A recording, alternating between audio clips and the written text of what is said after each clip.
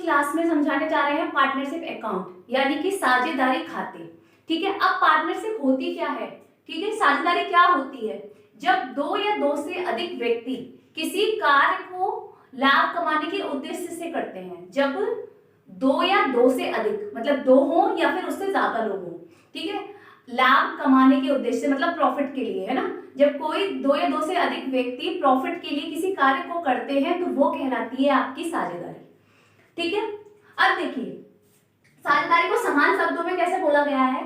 साझेदारी का आशय दो या दो से अधिक व्यक्तियों द्वारा किसी विशेष उद्देश्य के साथ लाभ हानि के लिए कोई कार्य करना है। मतलब दो या दो से अधिक लोग किसी विशेष उद्देश्य से क्या करते हैं, प्रॉफिट कमाते हैं या लॉस कमाते हैं, वो क्या कहलाती है आपकी साझेदारी।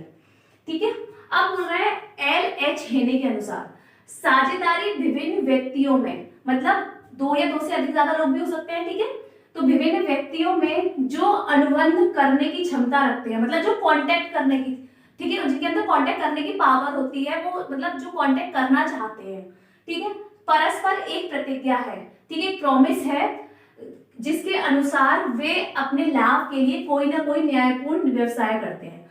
सीधे सीधे मतलब है इस बात का कहने का कि दो या दो से अधिक लोग, ठीक है, या विभिन्न लोग या बहुत सारे लोग, ठीक है, जब कोई कार्य करने के लिए एक प्रॉमिस करते हैं या फिर एक कांटेक्ट करते हैं, ठीक है, मतलब न्यायपूर्ण मतलब सत्यता के साथ, मतलब अच्छाई के साथ, सही के साथ, ठीक है, पूरे क्या करते हैं, लाभ कमाने के उद्देश्य से कोई कार्य करते हैं, वो क्या कहलाता है आपका, वो कहलाता है आपका पार्टनरशिप अकाउंट। ठीक है, अब किम्बाल के अनुसार क्या बोल रहे हैं, साझेदारी व्यक्तियों का समूह है, मतलब दो या दो से ज्यादा व्यक्ति हो गए तो इसका मतलब व्यक्तियों का समूह है वो। ठीक है, तो साझेदारी व्यक्तियों का समूह है जिन्होंने किसी व्यवसायिक उद्देश्य से परस्पर पूंजी या सेवाएं लगाई हो, मतलब व्यवसाय के उद्देश्य से उन्होंने क्या लगाई हो, उन्होंने कैपिटल लगाई हो या फिर क्या लगाई हो, अपनी क्षमताएं या कार्य, अपना काम करने का तरीका, ठीक है, लगाया हो उस चीज में, वो क्या कहलाती है आपकी, वो कहलाती है साझेदारी। ठीक है, अब साझेदारी की विशेषताएं आती है, प्रकृति या विशेषताएं। ठीक है, अब क्या क्या होती है साझेदारी की प्रकृति विशेषताएं, उसमें क्या होते हैं, दो या दो से अधिक व्यक्तियों का होना। हमने अभी बताया जब भी दो या दो से अधिक लोग कांटेक्ट करते हैं वो क्या कहलाती है आपकी साझेदारी। तो इसमें क्या होता है, इसकी विशेषता है कि इसमें बस केवल इसमें एक व्यक्ति साझेदार नहीं बन सकता है, आपका ध्यान रखिएगा। अगर आपको क्या करना है, कोई भी पार्टनरशिप बनानी है तो उसमें दो या दो से अधिक व्यक्तियों का होना कंपलसरी है। ठीक है, फिर होना चाहिए व्यवसाय, मतलब व्यवसाय से रिलेटेड होना चाहिए कोई भी कार्य, तभी आपकी पार्टनरशिप होगी। ठीक है, फिर होना चाहिए साझेदारों की अधिकतम संख्या। अगर ज्यादा से ज्यादा संख्या होंगी तो भी हमारे लिए जरूरी है, मतलब व्यवसाय बहुत अच्छा चलेगा जब चार लोगों की चीजें होंगी तो चार लोगों का दिमाग होगा, जब चार लोगों का दिमाग होगा तो हमारा व्यवसाय बहुत अच्छा चलेगा। ठीक है, तो अधिक से अधिकतम संख्याएं होती हैं इसमें। ठीक है, इसे मैक्सिमम संख्याएं आपकी 50 होती है। ध्यान रखिए, एक साझेदारी में आप 50 लोगों को इंक्लूड कर सकते हैं। ठीक है, हमने बोला था ना दो या दो से अधिक, तो दो या दो से तो अधिक हो सकते हैं लेकिन 50 से कम। ठीक है, अब बोला है असीमित दायित्व, मतलब लायबिलिटी मतलब कितना भी प्रॉफिट हो सकता है आपका। ठीक है, असीमित दायित्व होता है जब बहुत सारे लोग मिलकर कोई भी कार्य कर रहे हैं तो बहुत सारा प्रॉफिट भी हो सकता है। ठीक है, अब बोल रहा है साझेदारों के मध्य समझौता या ठहराव, मतलब उनके बीच क्या होता है, कॉन्ट्रैक्ट होता है। ठीक है, एग्रीमेंट होता है, कॉन्ट्रैक्ट होता है। साझेदारों का दोहरा रूप, मतलब उनके दो रूप निकल कर आते हैं। कैसे कैसे दो रूप निकल रहे हैं, इसका मतलब गलत नहीं है, इसका मतलब है आपका दोहरा रूप का मतलब है कि उनकी क्षमताएं निकल कर आती हैं। जब दो लोग मिलते हैं, मतलब किसी के अंदर कोई भी क्षमता है, जैसे मान लीजिए आप अच्छा पढ़ाते हैं तो आपके अंदर पढ़ाने की क्षमता है, कोई इंसान दूसरा डांस करता है तो उसके अंदर डांस की क्षमता है, या किसी भी और चीज की क्षमता। तो दोनों मतलब जितने भी साझेदार होंगे उनके दोहरा रूप निकल कर आएगा कि मतलब ये काम अच्छे से कर सकता है, ये काम कर सकता है, तो उसको वही काम सौंप दिया। 7 पॉइंट है आपका क्या, वैधानिक स्थिति। अब वैधानिक स्थिति का मतलब होता है इसमें कुछ कानूनी पेपर्स वगैरह होते हैं, इसका पंजीकरण तो अनिवार्य नहीं होता, मतलब इसका रजिस्ट्रेशन कंपलसरी नहीं होता है, लेकिन क्या होता है कि आपको ना वहां पर आपके कुछ पेपर्स वगैरह सबमिट होते हैं। ठीक है, तो पेपर से रिलेटेड होता है, इसलिए इसकी स्थिति क्या होती है, वैधानिक स्थिति होती है। इसका अस्तित्व, ठीक है, साझेदारों खुद का अस्तित्व होता है। ठीक है, अगर आप व्यवसाय करेंगे तो आपका अस्तित्व बनेगा। ठीक है, हित का हस्तांतरण, मतलब उनके हित में जो भी पैसा आ रहा है, जो उनके प्रॉफिट हो रहा है, उन्हें ट्रांसफर करना। ठीक है, फिर निर्णय लेना, मतलब हर पार्टनर का अधिकार है कि वो निर्णय ले सकता है, वो डिसीजन ले सकता है। तो उनका डिसीजन, सबके डिसीजन फॉलो किए जाएंगे, फिर माने जाएंगे, जिसके भी ज्यादा डिसीजन निकलेगा, जिसका अच्छा डिसीजन निकलेगा उसके हिसाब से, ठीक है। फिर है पूंजी लाना अनिवार्य है, मतलब बोल रहे हैं क्या कि पूंजी लाना अनिवार्य है। पूंजी लाना क्या है, देखिए पूंजी लाना अनिवार्य नहीं है, नहीं, ठीक है। इसमें पूंजी का लाना आपका अनिवार्य नहीं है, क्योंकि क्या, क्योंकि पूंजी का लाना अनिवार्य इसलिए नहीं है क्योंकि किसी के पास कैपिटल है, किसी के पास नहीं है, ठीक है। तो जैसा ही मतलब कि चलिए कि अगर कोई इंसान कैपिटल नहीं लेकर आता है तो उसके हिसाब से ही उसे प्रॉफिट मिल जाता है, ठीक है। तो उसमें क्या करना है, इसे पूंजी लाना अनिवार्य नहीं है, ठीक है। अब बोल रहे हैं कोई निश्चित लाभ होना आवश्यक, मतलब आपका लाभ जरूर होगा, आप पार्टनरशिप अकाउंट कर रहे हैं, बहुत सारे लोग मिलकर कार्य कर रहे हैं, तो उसमें लाभ होना कंपलसरी है, ठीक है। अब बोल रहे हैं लेखा पुस्तकों का निरीक्षण या उसकी नकल करने का अधिकार, मतलब क्या होता है, जब आप अकाउंट बुक्स होंगी, बुक्स अकाउंट होंगी आपकी, तो क्या करेगा, उनका निरीक्षण होगा, उनकी जांच पड़ताल होगी, उनको सही देखा जाएगा और उसकी नकल करने का अधिकार होता है, ठीक है। पार्टनर्स को क्या होता है, उनकी नकल करने का अधिकार होता है, वो उसको काम को कॉपी कर सकते हैं, ठीक है। ये थी आपकी क्या विशेषता है। अब आती है आपकी साझेदारों के कर्तव्य। अब साझेदारों के कर्तव्य क्या क्या होते हैं, देखिए क्या क्या कर सकते हैं वो। उन्हें काम करने का कर्तव्य होता है उनका, ऑब्वियसली बात है, जब कोई भी एंटर कर रहा है तो पार्टनरशिप में तो वो काम तो करेगा, ठीक है। तो काम करने का कर्तव्य है उनका। अपने अधिकार क्षेत्र में काम करने का कर्तव्य, मतलब उनका जो भी अधिकार है उसमें भी उन्हें काम करने का कर्तव्य है उनका, ठीक है। जो उनका अधिकार है, मान के चलिए आपके पास ये डिस्ट्रीब्यूट कर दिया गया कि आप ये काम करेंगे, तो आपका फर्ज बनता है कि आप उस कार्य को करें, ठीक है। अपने हित का हस्तांतरण करने का कर्तव्य, मतलब क्या हो रहा है कि आपको जितना पैसा आपको प्रॉफिट मिल रहा है उसको हस्तांतरण करने का कर्तव्य है आपको, ठीक है। साझेदारों का एक दूसरे के प्रति न्यायपूर्ण या वफादार होना, देखिए ध्यान रखिए, जैसे मान के चलिए कोई भी इंसान पर अकाउंटिंग का काम कर सौंप दिया गया, ठीक है। कोई भी साझेदार को क्या कर दिया गया, अकाउंटिंग का काम सौंप दिया गया। अब वो उस काम को कितनी वफादारी से, कितने अच्छे तरीके से करता है, कितने न्याय के तरीके से करता है, ट्रुथफुल करता है, कितने अच्छे तरीके से, ठीक है। तो ये उसका फर्ज है कि वो अच्छे तरीके से करे, फेथफुल होकर करे, ठीक है। अब है साझेदारों की लापरवाही या कपट के कारण फर्म को कोई क्षति पहुंची तो भरपाई करनी पड़ेगी। अगर कोई भी साझेदार क्या करता है, अगर उसकी लापरवाही से या उसकी गलती से, ठीक है, या उसकी धोखाधड़ी से अगर फर्म में कोई भी हानि होती है, फर्म में कोई भी लॉस होता है, तो क्या करना पड़ेगा, जो जिसके द्वारा लॉस हो रहा है उस साझेदार को उसकी भरपाई करनी पड़ेगी, ठीक है। अब होता है हानियों में हिस्सा लेने का कर्तव्य। अब देखिए जैसे मान के चलिए कभी कभी ऐसा होता है, वैसे तो आप पार्टनरशिप कर रहे हैं तो आपको प्रॉफिट ही होगा, ठीक है। बहुत सारे लोग, बहुत सारे दिमाग उसमें काम चल रहा है, तो जाहिर सी बात है उसका प्रॉफिट होगा। लेकिन अदरवाइज क्या होता है, कभी कभी ऐसा होता है कि मतभेद हो गया पार्टनर्स में, या फिर कोई और रीजन हो गया, या फिर कभी हानि हो गई, ठीक है, आपका प्रोडक्ट बिका नहीं, आपके पैसे ज्यादा लग गए, या कुछ भी हो गया, तो आपकी क्या होगी, हानि हो गई। तो हानि, अगर प्रॉफिट बांटने का अधिकार सबको है तो जाहिर सी बात है लॉस बांटने का कर्तव्य आपका ही बनता है। तो अगर लॉस होता है तो ये कर्तव्य है आपका कि आप उसे भी बांटें, ठीक है। तो ये देखिए साझेदारों के अधिकार क्या आते हैं, साझेदारों के अधिकार।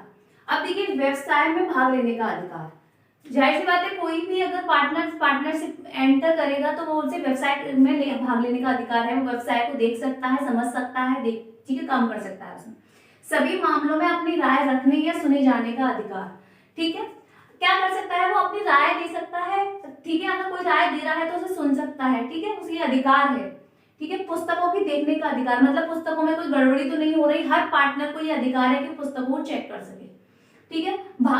लाभ में हिस्सा प्राप्त करने का अधिकार, वो तो जब कोई इंसान पार्टनर होगा तो उसे प्रॉफिट का जो भी हिस्सा होगा वो उसे मिलेगा ही मिलेगा, ये उसका अधिकार है, ठीक है।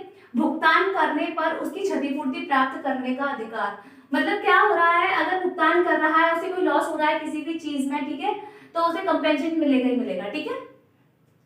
अवकाश ग्रहण करने का अधिकार, अवकाश ग्रहण करने का मतलब अगर छुट्टी करना चाहे तो वो उसका अधिकार है कि वो छुट्टी कर सकता है, ठीक है।